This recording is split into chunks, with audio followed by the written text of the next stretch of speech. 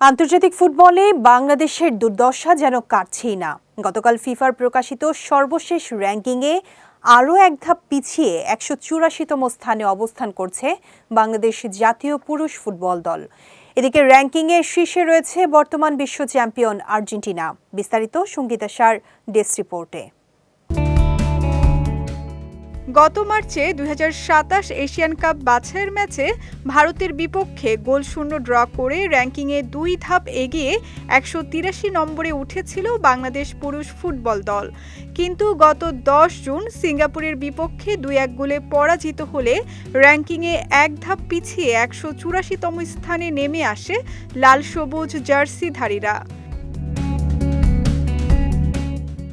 এদিকে গত বছরের জুন থেকে এ পর্যন্ত ৮ বার র্যাঙ্কিং হালনাগাদ করেছে ফিফা। এই সময়ে বাংলাদেশ ১৮৩তম থেকে ১৮৬তম স্থানেই আটকে আছে। সবশেষ হালনাগাদ র্যাঙ্কিংয়ে বাংলাদেশ হারিয়েছে ৫.১৫ পয়েন্ট। ফলে বর্তমানে বাংলাদেশের মোট পয়েন্ট দাঁড়িয়েছে ৮৯৯.০১। এর আগে বাংলাদেশ জাতীয় দলের ইতিহাসে সর্বোচ্চ র্যাঙ্কিং ছিল ১১০তম, যা অর্জিত হয়েছিল ১৯৯৬ সালের ২৪ এপ্রিল। তবে ক্রমাগত মাঠের হতাশাজনক পারফরমেন্সের কারণে র্যাঙ্কিংয়ে পতন ঘটতেই থাকে হামজা জামালদের। অন্যদিকে ফিফার এই র্যাঙ্কিংয়ে বাংলাদেশের ঠিক উপরেই আছে ব্রুনাই।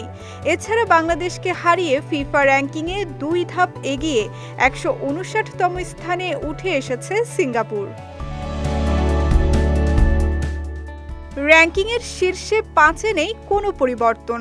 দ্বিতীয় থেকে পঞ্চম স্থানে রয়েছে যথাক্রমে ফ্রান্স, ইংল্যান্ড, ব্রাজিল ও স্পেন। তবে ইউরোপিয়ান ফুটবলে ইতিবাচক অগ্রগতি দেখিয়েছে পর্তুগাল।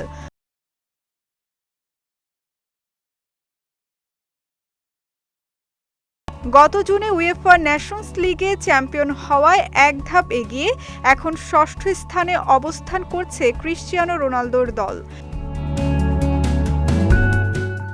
কিন্তু নেদারল্যান্ডস নেমে গেছে র্যাঙ্কিংয়ের ৭ নম্বরে। এছাড়া বেলজিয়াম আছে আগের মতোই ৮-এ। অন্যদিকে জার্মানি ও ক্রোয়েশিয়া এক ধাপ করে এগিয়ে যথাক্রমে ৯ ও ১০-এ অবস্থান করছে। সঙ্গীতা শাহ, বিজয় টিভি, নিউজ ডেস্ক।